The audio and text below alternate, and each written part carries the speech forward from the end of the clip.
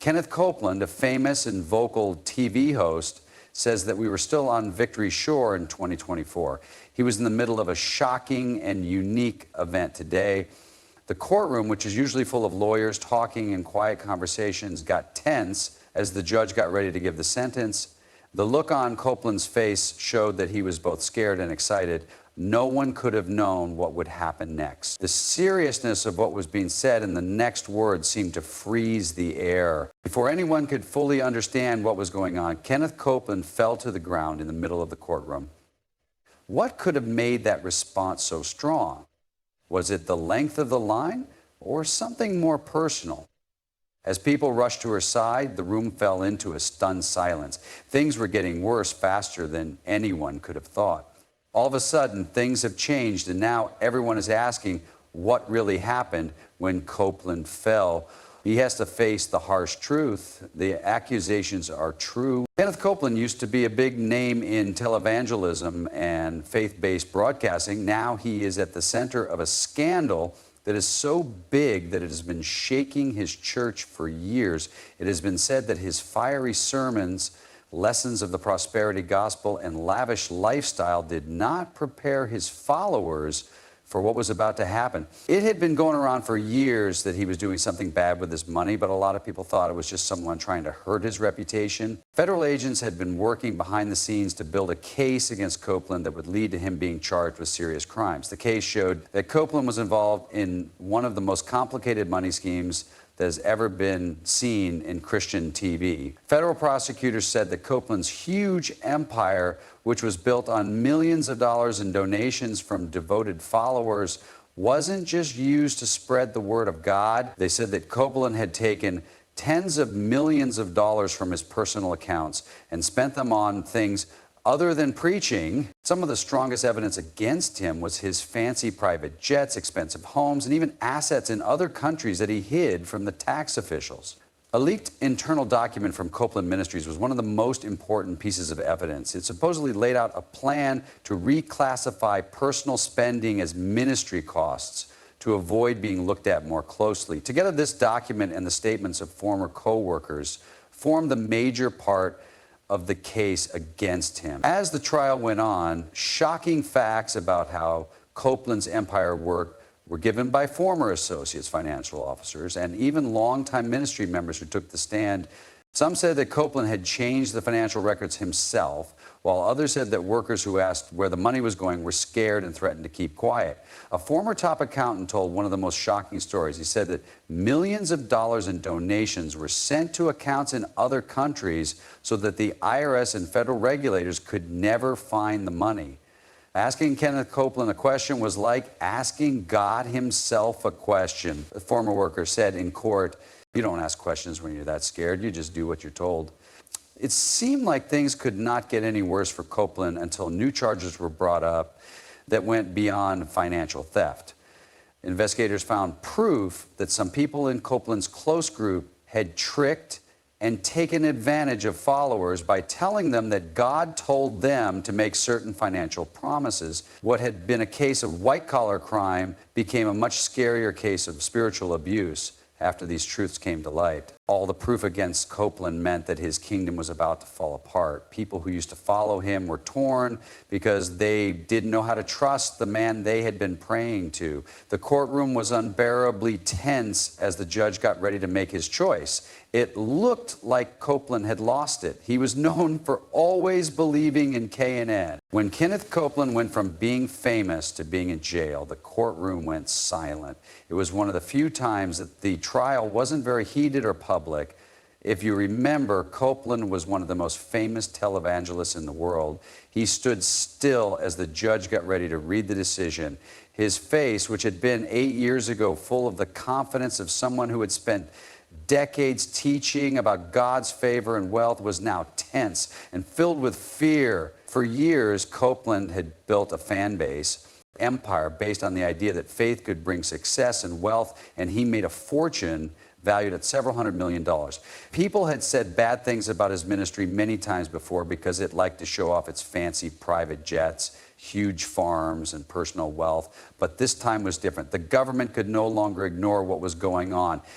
Kenneth Copeland, this court finds you guilty of fraud, tax evasion, and the misuse of you use the name of God to trick thousands of people into giving you money by taking advantage of their faith. Because of these crimes, you are now sentenced to 20 years in federal prison. The words shook the courtroom like a death sentence, and Copeland's hands, which had once held golden microphones and 1,000 pens, shook as he gripped the edge of the table. He suddenly fell, and reporters and security officers rushed to his side. His lawyers, who looked scared, tried to calm him down, protect him from view. At that very moment, the man who had preached prosperity for decades looked like he couldn't do anything to help. Kenneth Copeland's fall from grace had been building for years. There had been rumors of his financial wrongdoing for decades, but it wasn't until a former accountant from his ministry came forward with damning evidence that the full extent of his corruption was revealed. According to court documents, Copeland had personally overseen the theft of millions of dollars in donations meant to help families in need. The money wasn't used to go on missions or grow his religious programs. It was used to buy expensive homes, sports cars, and even secret offshore accounts. One of the most shocking revelations was the use of faith pledges in which desperate followers were told to give away everything they had with the promise that God would return it tenfold. Many people spent all their savings, refinanced their homes, and maxed out their credit cards because they thought they were planting a seed in God's kingdom. But the prosecution's evidence showed that the seed had only grown into luxury for one man. A deeper look revealed a private airfield that only Copeland used, along with a fleet of private jets registered under different shell companies that were connected to his ministry. Some of the money was even used for fancy vacations, shopping sprees, and exclusive club memberships that were passed off as religious outreach programs by a former employee who worked closely with Copeland's financial team and testified in court about the televangelist's ways. I was told not to ask questions. If money went missing, it wasn't our concern, they said. It was clear that Copeland was guilty, and soon even his most devoted followers turned against him. The prosecution's case was strengthened by the testimony of several insiders, including his former personal pilot, accountant, and longtime ministry staff. One of the most shocking betrayals came from his right-hand man, a senior pastor in the organization who had been with Copeland for over 20 years when he was arrested. When he took the stand, the courtroom was quiet as he looked his old boss in the eyes and said, "We all trusted you. People thought we were doing God's work, but you were taking their hard-earned money while telling them they needed to give more from behind a podium." Copeland's expression didn't change as the weight of the betrayal hit him, but the most heartbreaking testimony came from the people he said he served.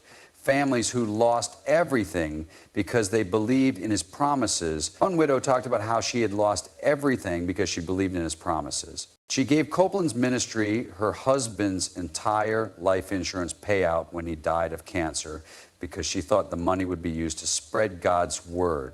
Instead, she later found out that the money had been used to buy a multi-million-dollar mansion in a gated community. I believed in him and his message, and now I have nothing, she said through tears. At that moment, everyone in the courtroom knew there was no going back. From silk suits, private jets, and endless vacations, she was now in prison. According to reports from inside the prison, Copeland was having a hard time getting used to his new surroundings. Guards noticed that he still walked like a preacher and often tried to give impromptu sermons to other inmates, but this time no one was listening. For someone who had spent decades controlling every aspect of his life, being just another inmate was a humiliating fall from grace.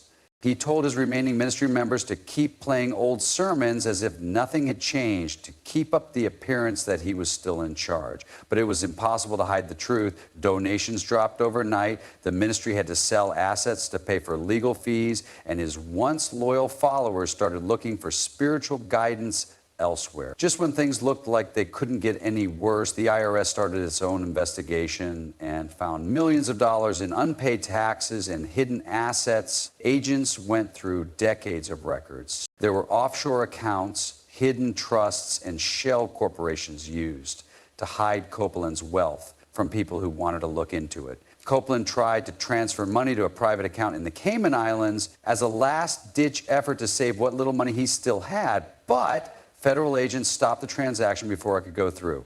This was the last straw for his remaining allies, who knew that working with him would bring them down too. Copeland was once hailed as one of the most influential televangelists of all time. His story became a warning about how unchecked power and wealth can turn even people who say they walk with God bad. His empire was destroyed, his ministry stopped running, and his followers, who had been devoted and loyal, started to question everything they had ever believed. As he sat alone in his prison cell, stripped of the life he had built on lies, Kenneth Copeland finally faced the truth. The prosperity gospel had told him everything, but it turned out to be a lie. It took away everything in the end. Why did you say you wouldn't fly commercial? You said it was like getting into a tube with a bunch of demons. Why do you think that? Wait, what? It's not the people. The main reason is that I'd have to stop 65% of what I'm doing if I flew commercial. Isn't that true? Do you want to fly commercial so you can fly in style? For example, how much did you pay for Tyler Perry's Gulfstream jet? That's none of your business. If you'd like to come out here, I'd like to give you a chance to catch your breath and talk. We don't want to catch you off guard. I love Inside Edition. Hey, you're listening to me. My wife thinks Inside Edition is great. Thank you, Lord. Please help me pray. Now, let me ask you a really simple question. Many people think it's inappropriate for what's your answer? It's very simple. What we do costs a lot of money. The last chapter is called Kenneth Copeland's Fall from Grace.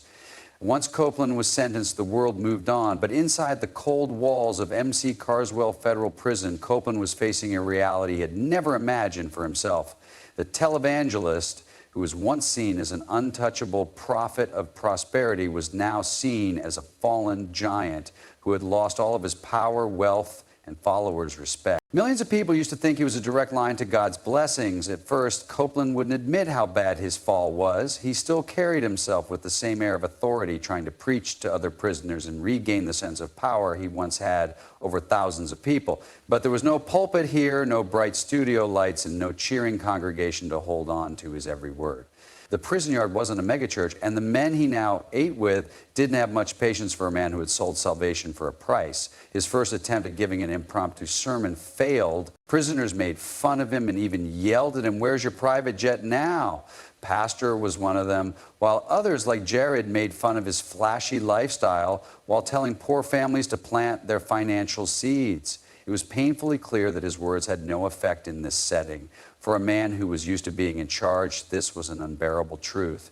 He retreated into silence, keeping his head down and avoiding eye contact, while Copeland got used to life behind bars. Without Copeland in charge, the ministry, which had been worth hundreds of millions of dollars, was going bankrupt. Donors stopped giving him money, TV stations canceled his shows, and the once loyal team that had protected him for decades started to fall apart under legal pressure.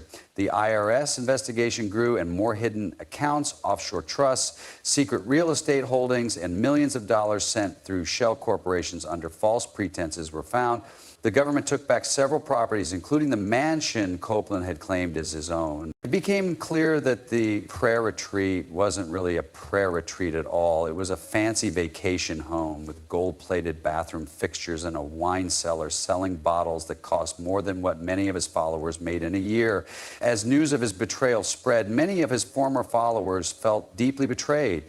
They had given their last few dollars to Copeland's ministry because they thought it would bring her divine favor, success with money. She told a reporter with tears in her eyes, "I believed in him." Like her story, Copeland went from being a respected preacher to a national disgrace because of what people did. All we did was make him richer, and now I can't even pay my rent. The final blow came when Copeland's closest family members started to turn against him. For years, they had stood by him and supported him without question, but when the truth about his crimes became clear, cracks started to show. A man close to him, his son-in-law, who had worked as the ministry's financial assistant, was one of the first to speak out. He told the media, "I saw things that didn't sit right with me. It was always about keeping the money in the family and making sure everything looked good with it." He told people who questioned anything that they were the problem, One by one, past employees, financial managers, and even close family members spoke out against the man they used to work for. Following Copeland's ministry was shocked when his daughter, who had been on the ministry's TV shows, said, "I wanted to believe my father was a man of God, but now I see he was just a man, a deeply flawed one, and I cannot in good conscience stand by him anymore. If his own daughter couldn't defend him, how could anyone else?" His wife, Gloria Copeland, who had preached the same prosperity gospel with him for decades, was the last public betrayal message. Since his trial, she hadn't talked to the media or done interviews, but 3 months into his prison sentence, she filed for divorce. The news came quickly and harshly. She only said she wanted to focus on her own spiritual journey and separate herself from her past actions. For Copeland, it was the worst thing that could have happened. The woman who had stood by his side on global TV shows was now erasing him from her life. With his family gone, his ministry broken up, and his money gone, after being locked up, he was left alone, and his days were hard to remember. He wasn't getting any special treatment. His meals were the same as everyone else's. His room was cold, and he had to do normal prison work all day. He tried to file an appeal saying he had been unfairly targeted, but the court quickly turned it down. Other prisoners stopped paying attention to him. They saw him as just another con artist who got caught. He became a ghost, a forgotten relic of a scandal that burned too brightly and crashed too quickly. He didn't say much. His health got worse over the years. The stress, the shame, and the loss of everything he had worked for all took their toll. In his last month, he had a series of strokes that left him weak and unable to speak. By the time he was moved to the prison medical ward, he had gone from being a strong man to a frail old man who could not be recognized as the televangelist who had stood in front of thousands of people and said God had saved them. In the past, Kenneth Copeland was found unconscious in his cell. A short statement to the media confirmed that he had died of natural causes, but by that time, the world had moved on. His death was barely a headline, a footnote in the scandal that had once dominated the news. The empire he built was long gone, the wealth he stole was gone, and his legacy was now ruined beyond repair. For years, he told his followers that faith would bring them plenty, but in the end, it had left him with nothing but regret and an empty prison cell.